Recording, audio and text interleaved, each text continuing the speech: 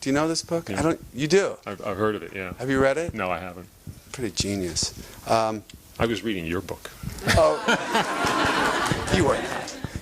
You were. I ish. was. Yeah. Okay. You'll notice the... Oh, wow. Okay.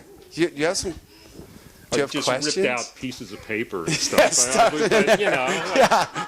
but they are marked. Yeah. They are marked. Well, because it was funny because there were parts of the book that I wanted to mark because you mentioned the first Ritz gig here in New York, which Yeah. I went to, and it was interesting when you started discussing certain aspects of, particularly those first couple of years, and as the drinking and the substances started to creep in, and parts that you didn't remember. And I was wondering, like, for things you didn't remember, where did you go? Because, like, in the case of Keith, you know, he had an interview, or James Fox, they did long conversations, and then James would, you know, come up with these transcripts, figure out what Keith missed, or in the book, there are also interviews with, like, Marianne Faithfull and Ronnie Spector to sort of fill out the picture. But for bits that you thought you didn't remember, where did you go to fill that in so you could get the smell and the place and the people? Well, I think writing did jar my memory because you write a sentence and like you have to write a follow-up sentence to that initial sentence, and I started to think to myself, well, that's not right, and actually you're not being very fucking honest about this whole thing. Yeah. And let's go back even further. What was your part in this thing? And when I started to find my part in some of these events that I wrote about that got me to where I ended up, things and smells and weird bits of stories started to come back to me. And once I started to write, I started to remember. And I would ask friends, you know, who were around, does that sound right? It's what I just wrote. Does this sound right? Yeah, that's about it. Or no, you're completely fucking wrong. But in the event of like going through what was then Czechoslovakia, there was a stamp in my passport. Yeah. You know, I wonder how many stamps in my passport were missing. You know, events in my life that was at least something that I could go, what the hell is this? When did we go through a border there? No, we played a gig in Czechoslovakia. So I wrote about it. There's a part in the book where I found a stamp in my passport marked Czechoslovakia, and I asked one of our crew about that. Did we go through there and I slept through the border crossing? No, we played a big gig there. It was one of the first in, you know, once the wall went down. So it's a big event. You know, it's a big event, apparently. And you missed it. I did. I did. And it wasn't like I was a blackout drunk or I understand I was pretty present at a lot of these things that. But the other thing that's interesting about that life, and you know, I not having directly lived it, but told different versions of it, is that you know there's a momentum to it that is just constant. You know, you're actually in the middle of doing rather than reflecting on the doing. Yeah. And you know, there are one-nighters, there's people to meet, there's you know, different promoters. Everything is constantly changing, and for the most part, I've found that people don't keep diaries. The songs are the diaries. You know, the performances and the memories are the diaries. And so, for me to tell a story, I'm sort of getting into almost like genteel interrogation. Yes. You have to do that to yourself. Yeah, it's weird.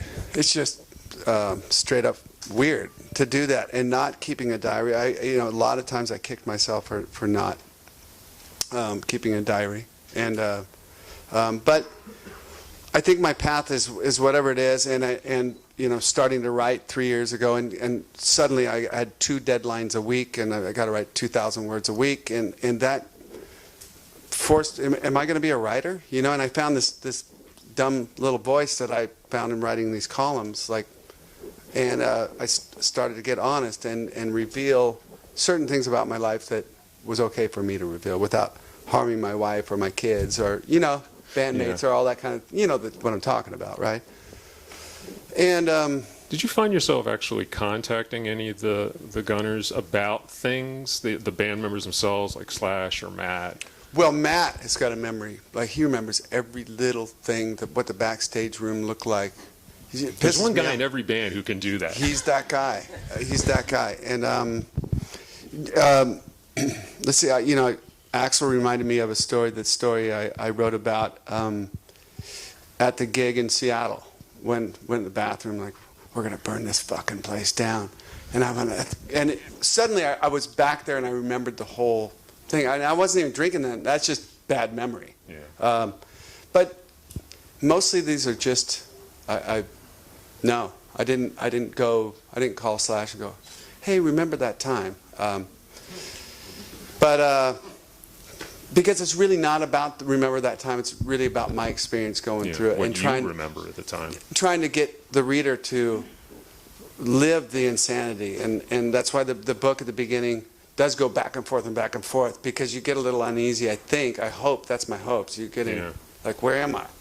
And suddenly, it's sort of trying to recreate that dislocation that really you feel, because what you're doing is not normal, even though it seems normal when you're in it. Yeah.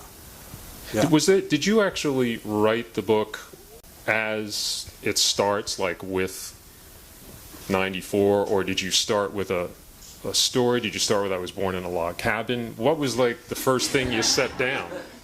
Yeah. That's a very good question. I think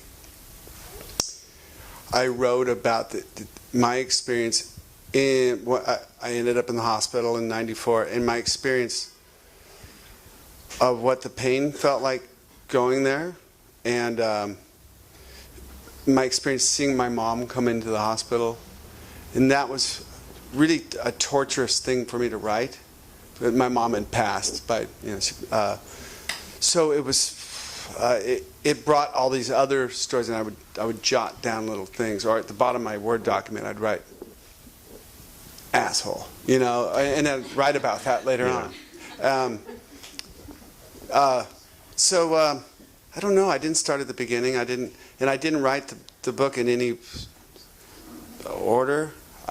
When I wrote about too much dark stuff, I'd write about light stuff, and I think the light stuff became so much more lighter because I was in the darkness for a while and reading, Blood Meridian while you're writing dark stuff. You're going to get in some... Good idea. It's a great idea, have the noose swinging in the closet.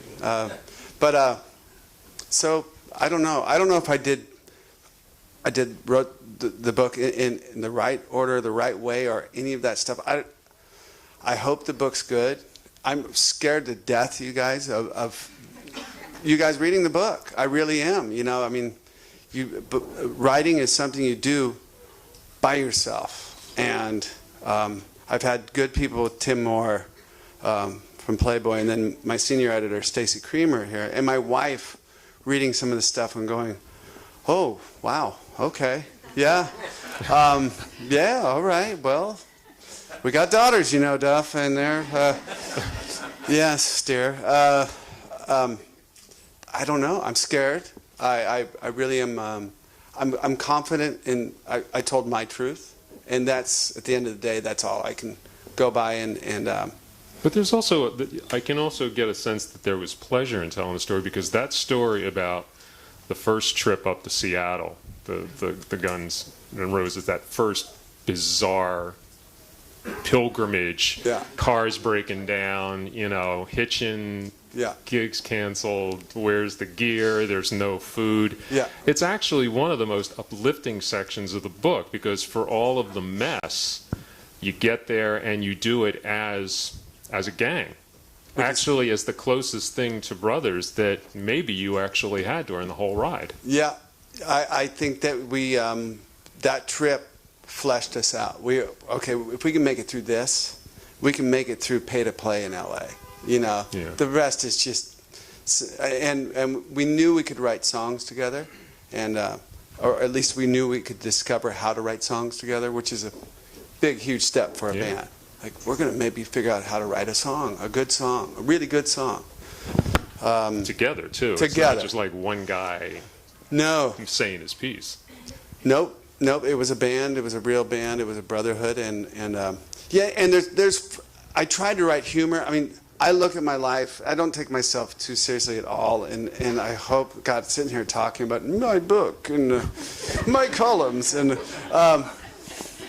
but that's what writers do. All you get to talk is about me. You know, yeah, because right. there's nobody else doing it. Yes. So enough about you, back to me. No. Yeah, right, exactly.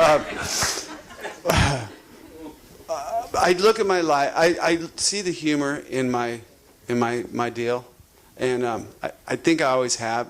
Writing humor is a different thing. Writing humor into a story, when there's trying to capture the humor that was there, is difficult. Yeah. I can do it in columns, and I'll just happen across humor in a column. Writing a book is a whole different animal. Did you find it hard to sort of try and capture, describing music in words? I don't know if I really tried. Or did you? Because in a sense, a lot of the story, it's not like there's like musical analysis or like reviews of each record. You seem to talk a lot about sort of the passage to and through these experiences, and it's not like there are record reviews in there. You're really telling a story that has personal momentum. But was that a conscious decision, or just something you felt wasn't necessary or really germane to the music's momentum there. of the story? I think the music's there, and isn't music? I mean, for me, it's my when I listen to an artist, it's my own experience. How I perceive the song, and if I were to try to explain the music that I've been part of writing or whatever, besides saying words like beautiful or brutal or or we wrote the riff for this in the as the afternoon light was fading, and fuck that shit. That's my gig. Right. Well, you know what I mean. So I wrote about things like Stephen and I playing to Cameo records and playing to Sly and the Family Stone and listening to grooves and you can hear those grooves in especially Appetite. You can hear that backbeat that Stephen developed, that real groove, and that's all from 70s, and then like Prince and even the electronic drums of Cameo. Yeah. But Prince's drumming on the first three records is ridiculous. I know. It's sickening, and in guitar playing, everything. So yeah, it's ridiculous. But enough of that. But I tried to, what were the things that influenced me? And then us as a rhythm section, we were becoming a rhythm section. I wasn't really a bass player. He was just learning. He was like a metal drummer. Yeah. Double kick drum and tons of drums. Lose the kick drum, yeah. A lot of blonde Lose the hair. double kick drum. Yeah. And he became the best punk rock drummer. I mean, he had that Ramones kit. Yeah. A rack tom, snare. A floor tom, snare, no rack tom. Like a crash. Crash and a ride, cowbell. Hey, you got it. And a hi-hat. I got a hankering. Yeah. Hey. Put my pants on. One leg at a time. Except I make gold records. One of the other interesting things about that Seattle story, that first trip, was that even that early on, as you reflect on that, there is a feeling in there about, like, why didn't this last? There was momentum and there was going to be more ascent, but there's a purity about that moment that even as you're telling it, you can tell that it's slipping. Like it's very ephemeral. I think we thought our band would last forever because we were such a tight brotherhood.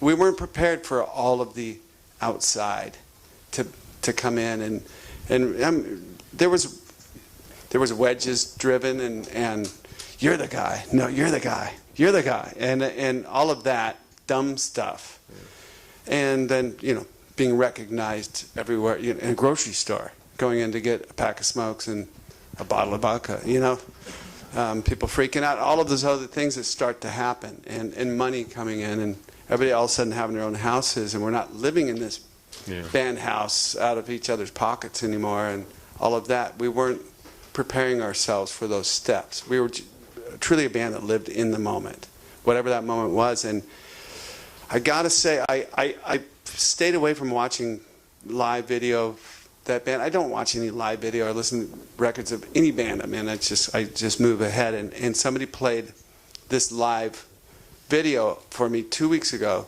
of Guns N' Roses 1991, and it was I was like, oh, I get it. I get what everybody else saw. It's been that long. I saw our band, and it was brutal, and it was real. It was really real. I felt that. I'm like, those fucking guys mean it. And there's me. God damn. Really meaning it. I mean it, you know, and we meant it. Sorry, you guys. I should turn my phone off. I thought I did. But I don't. Yeah. But with what were we getting at? Writing about music, and I don't really know. It's the old joke like dancing about architecture, but in a sense, that is what I try to do. And when you have, at the very least, what you want to do is project and communicate what the experience felt like and how it changed you from the kid in Seattle who went to LA and went through all of that stuff and became something and then something else, because it's all tied in with music. Without music, it wouldn't have happened. Indeed, and music remains my passion. That's my thing, and it always will be. There's no retirement from this thing, and it's like the mafia. It's like the mafia, man. I can, I saw Lemmy on the eve of this birthday. I'm 47, so it was the eve of. It was February 4th, and I went to go see Motorhead in Seattle. Lemmy was in town, and they played this place where the backstage room was up some stairs, and Lemmy wasn't feeling good, and it was cold out, and his legs, something happened with his legs the day before, and he just couldn't go up the back stairs to the backstage room, so he stayed in the bus, and he's calling me kid. Hey, kid. He's 20 years older than I am. Kid, I'm like, maybe this is the last Motorhead tour. Fuck, wow. Well, and they got on stage, and that dude played. He was more fierce than 5 20-year-olds at the top of their game. Yeah.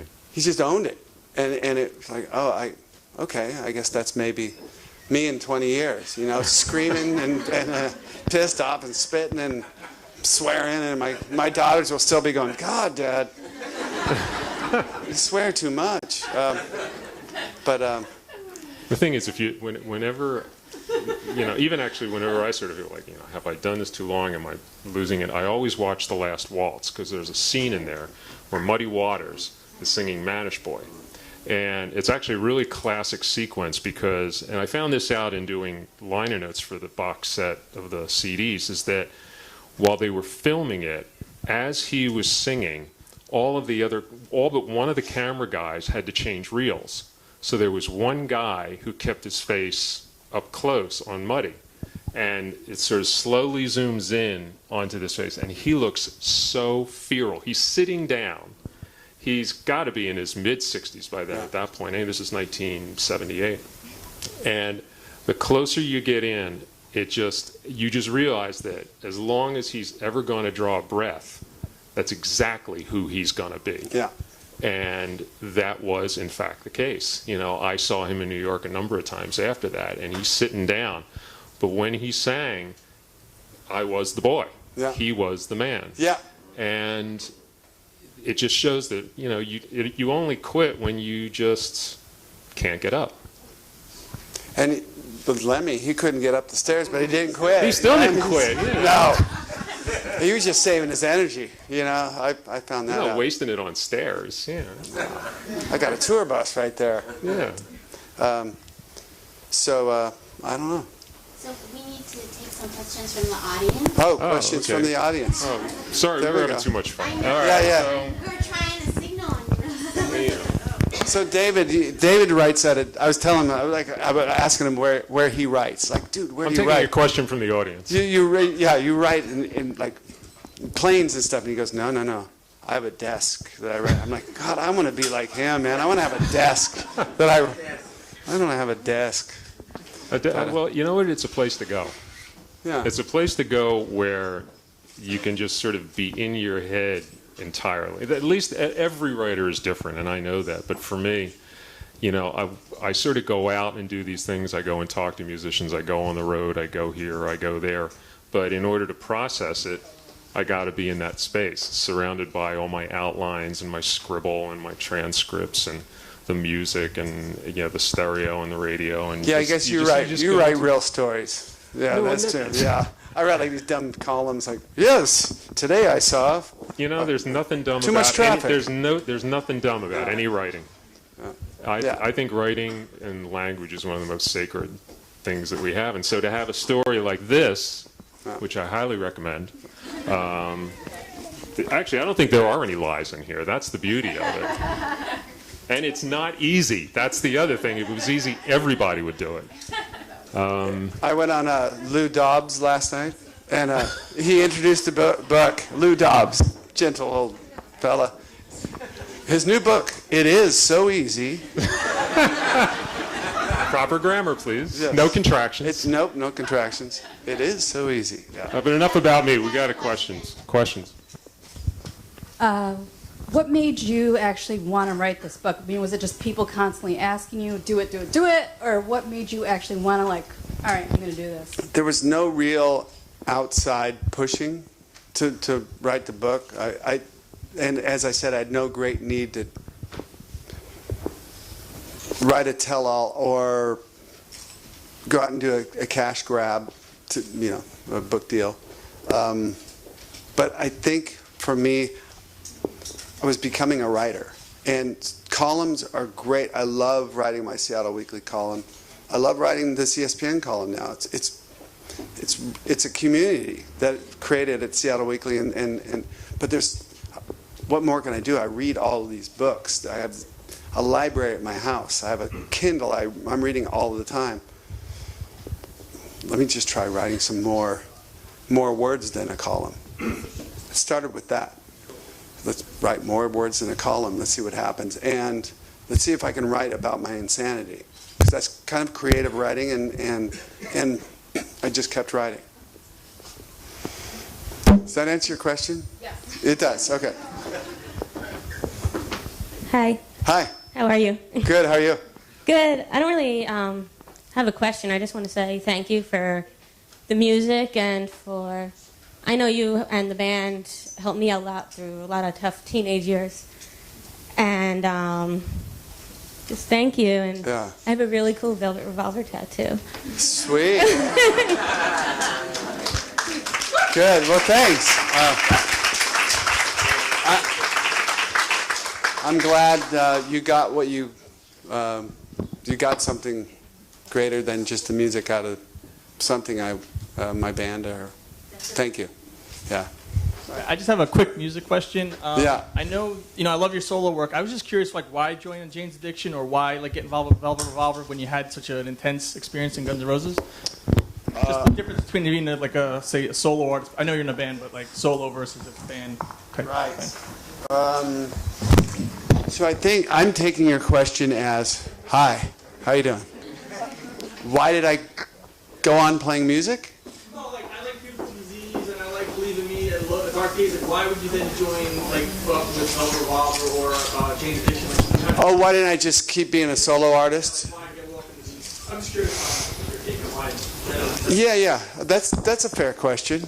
I've never been asked that question before. I think Velvet Revolver happened because it was supposed to happen. I think Slash and I missed playing with each other, and it was organic. We just started writing songs together. Matt was there, and Dave Kushner, who had been playing in my band, came along. He knew Slash from junior high school, so it was like this kind of familiar thing, and the band was born. And in music, I just follow.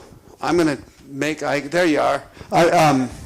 I just follow kind of the path that's before me, and wherever that takes me. The Jane's thing was an innocent. My wife and I were at dinner with Perry and his wife Etty, and they just lost their bass player, and they wanted to write a record, and they wanted me to help them see if I could help him write some songs. If like the chemistry of me coming in the room would do something. And we wrote some good songs. And so that was just another thing. The path was in front of me. Why not? I love Jane's Addiction. Who doesn't? You know. Yeah, I don't know.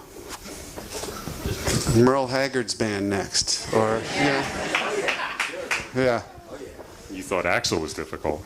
Oh yeah, but Merle smokes weed though, at least, right? Like, Yeah, he's settling down. yeah. Hi, Duff. Hi. How are you, man? Good. How are you? Well, first of all, thank you for writing the soundtrack to my youth, man. Bottoms up. It was awesome. You're I welcome. appreciate that. You're welcome. And also, just a question. How does Meridian Rock now fit into your whole game plan with everything? Just kind of one step and one day at a time. How am I going to manage that thing and do everything else? Yeah, I mean, I know, like, you're teaching it, like you were at the I event wrote a in bunch of Texas. columns about what is a stock, what is a bond, what is a loan, what is a, at the time, cash for clunkers, what is this thing? And Meridian Rock is a kind of whole and different thing, and it's me helping, I think, my peers in music manage their dough. I think it's a very underserviced thing, and it's kind of I've got a lot. I've got my wife and my kids, and I've got sort of this a bunch came my way through sobriety and learning things again the hard way. That maybe it's time to be of service a little bit to some people that have helped me along the way. Will you manage my portfolio, please? How much you got, man? Did you ever actually figure out how much you just blew? And I'm not just talking about like booze or drugs or anything else, but just on Me personally? Yeah, but just on inattention to the guns money before you started looking at those statements and taking that into account. On a personal level. Did you ever get like a tally? Like how much did I really throw away because I wasn't paying attention? Oh, because I wasn't paying attention what I could have made on the money and all but just that. what was coming in and what I wasn't being aware of. Because it's not like you get a salary. It's not even just like a regular check or anything. Yeah. It's like it comes in waves. It goes out in waves. Luckily for me, it goes out in waves you've never seen. Yeah, there was a couple waves that I wish I had back, but really there was. I'm really lucky that I have 7 older brothers and sisters. I grew up in a Depression era parents, and McKagans don't live beyond their means. Yeah. And so my first, like when we started getting real money, I bought a Corvette. Man, I want that Corvette. But let's face it, it wasn't a Lamborghini. It wasn't a Rolls Royce. Yeah. It was a $28,000 brand new Corvette. Yeah. For me, that was as fancy as it gets. And my oldest brother John came down to L.A. He goes, okay. So you're just going to waste all your money. You're going to... I'm like, John, and there was no explaining, like, well, dude, it's not a Lamborghini. You probably didn't even know what a Lamborghini is, you know? And like... pasta or something. You know? Yeah, pasta. We're not talking about... Yeah. So it really... Those types of experiences for me kind of kept me in balance. There was a couple of times, like, I went to... I didn't know... What's the designer, honey, the Italian designer, the one I told you the story, they shut the store down for us? Versace. So we're in Italy, right? We're fancy, right? And this Versace wants to close down their store. Mr. Versace. For Mr. Versace, and we go to Versace, and I go in, and there's like some fancy suits and whatnot, and some luggage and yeah. I mean, I had no experience of clothes costing thousands of pounds, and it was in lira at the time. So oh God, that's like 18 digits. Yeah. So whatever I bought was like, I bought some suits and a bunch of crap. That white suit. Dumb stuff. Just really bad. Don Johnson. You know, like, kind of Don Johnson, but I spilled red wine on it the first night I had it. You know, so it was ruined. Oh, okay. But I spent 40. So it's like Don Johnson via Madame Wong's. You know. So. And they closed down the store for us and served us champagne, and I just bought and filled up and sent it off with a minder, and it was $40,000 later or something, and it was whatever, 8 something million lira, and I thought, well, that's can't be that much, it's lira, and there's just some suits and some stuff, and I wish I had that dumb night back, but that's how I There's a hot learned. tip: when they close the store, it means you can't get out. Right. Yes. And yeah, but I didn't fly like private jets all the time or doing that kind of stuff. So I came out relatively unscathed. We're going to take one more question from the audience. One Hey, more Doc. question? Yeah. Yeah. GNR is going into the Rock and Roll Hall of Fame next year, and I know I've seen a video on YouTube of you performing with Guns N' Roses, like a one-off show. So I was wondering if you're going, because I read Slash is going. I was wondering if you're going. You heard Slash was going. Yeah. That's funny. I don't know. I just talked to him yesterday. I'm sure there's going to be a lot of rumor and speculation about that. It's been sort of that can of worms that's been sitting there underneath the surface of rock for a few years, and I wasn't even aware we were going to be eligible for the Rock and Roll Hall of Fame, nor did I really care, but in about 2007 when we VR inducted Van Halen, and it kind of all went south. I don't know if anybody remembers that. For Van Halen went south, and Slash and I then we were being asked. That was the first time. You guys know you're eligible in 5 years for this thing. Like, for what? For the Rock and Roll Hall of Fame. Us? We're like, I don't know. We're young, What do you mean? No, I don't mean Van Halen's old. I didn't mean it like that. That'll come back to bite me in the ass. So it's kind of been sitting there, and so I'm here to tell you tonight here at Strand's Bookstore, we're going to get back together. We're going to start playing stadiums in 5 months. We start with the Yankee Stadium, 4 nights there. We go on. No, I really don't know. You heard it here first. You did. You can write about that in Rolling Stone. Go ahead. That's going to be the first thing I do when I get back to the office tonight. Duff told me. So, yeah. Given that you've been nominated, and I think that the smart money is you get in, but in looking at it, looking at the records, looking at what's the story that's in here, what do you think is the actual? What do you think is the legacy? Like, what did you? There's Appetite. There's the 2 Illusions. That's enough to make this a serious contender thing. But when you look at it, what do you see as that band's real legacy? Like, what is the actual mark that nobody can erase? I think it's that band really, before Seattle broke and all those great bands. I mean, there were so many. I mean, there was Nirvana, who were like this songwriting genius. There was Pearl Jam, that was more like thoughtful, and there was Alice in Chains, who were like hard rock. I don't know. That was just like this brown slime that was so great and amazing, and Soundgarden with a middle finger coming up through the whole thing, screaming, and all these great bands, Screaming Trees. I mean, there were so many great bands. But before all of that, the 80s weren't great. I played in punk rock bands, and then it just sort of.